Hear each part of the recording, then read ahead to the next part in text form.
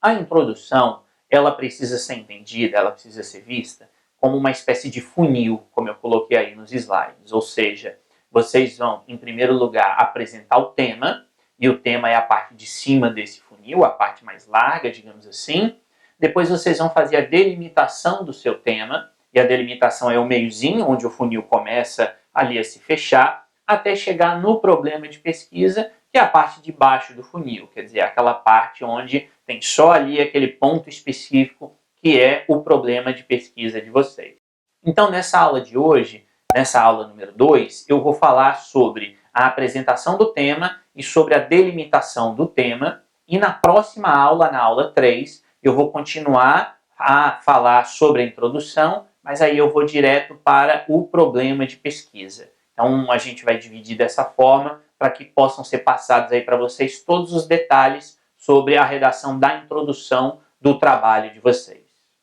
Voltando, então, para a questão do funil. Quer dizer, a introdução de um trabalho acadêmico, e aí, né, de novo aqui, de maneira genérica, seja um projeto, seja um TCC, seja um relatório, um artigo.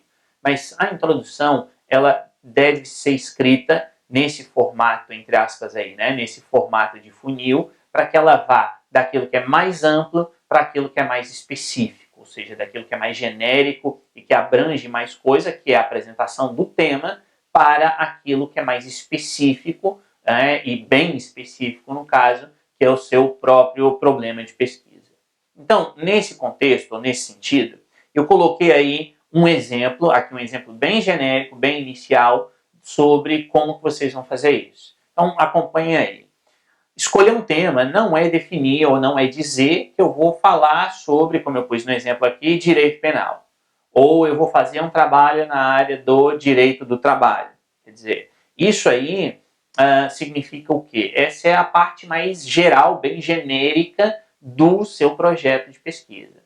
Então, por exemplo, eu vou, em primeiro lugar, escolher a área, né? E aí eu repito, eu vou usar aqui exemplos da área jurídica, mas adaptem, então, apliquem essas ideias à área específica que você está estudando, ao seu curso especificamente. Então, como eu pus aí na parte de baixo, primeiro eu vou escolher a área e depois eu vou escolher o tema propriamente dito.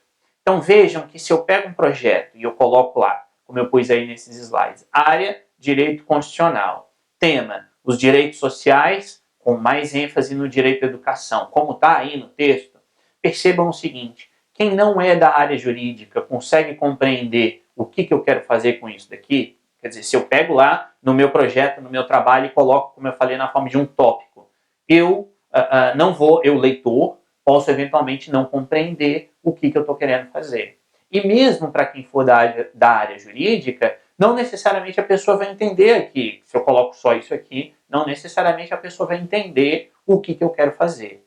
Então lembrem-se de que, eu repito, eu vou aqui no curso apresentar esses elementos de forma pontual, mas no seu trabalho, no seu projeto, não façam isso. Ou seja, desenvolvam isso na forma de um texto, e eu não vou indicar aqui o número de páginas, porque logicamente isso vai variar de curso para curso, isso vai variar até mesmo de regras que eventualmente tenham aí existam na sua faculdade. Então vejam isso, mas sempre desenvolvam na forma de um texto, não na forma de tópico. Eu repito que o tema é o aspecto bem geral, né, o aspecto bem amplo daquilo que você quer pesquisar, e o seu problema, ele é um aspecto bem específico, é aquele ponto a partir do qual a sua pesquisa efetivamente irá surgir. Agora, não confundam então, portanto, não confundam nunca tema com problema, como eu coloquei aí, destaco aí. Do tema é que vai surgir o seu problema. Ou seja, vocês não podem dizer que o meu problema é X, ou seja, o meu tema é X. Não, não é a mesma coisa. Ou seja, o tema, repito, é muito mais amplo e o problema é bem específico. Então, lembrem-se de que do tema vai surgir o problema de pesquisa e, além disso, como eu pus aí também, lembrem-se de que de um tema podem surgir inúmeros problemas de pesquisa. Então, por exemplo, voltando aí ao exemplo anterior, que é a questão do tema dos direitos sociais, direito à educação.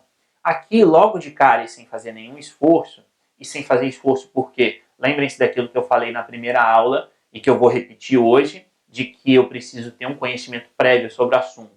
Quando eu olho ali direitos sociais, direito à educação, eu posso ter, por exemplo, um problema de pesquisa que é o seguinte: deve-se desvincular da Constituição brasileira os gastos com o direito à educação? Então, isso é um problema de pesquisa, por exemplo.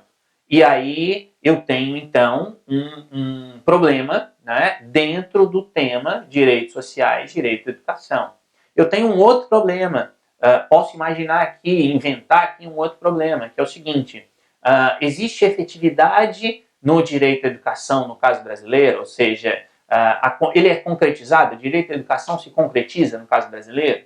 Então aqui eu tenho um outro problema. Veja que o tema é o mesmo, o direito à educação, mas em um caso eu estou falando sobre o aspecto econômico que está vinculado à Constituição brasileira do direito à educação, os gastos obrigatórios que o governo tem de fazer, e no outro caso eu quero saber se é eficaz ou não, ou seja, se o direito à educação ele se concretiza ou não na realidade do cidadão, por exemplo. Portanto, nunca confundam, nunca acreditem, né, nunca entendam, compreendam tema como sinônimo de problema, porque não são. O tema é muito mais abrangente e o problema é muito mais específico.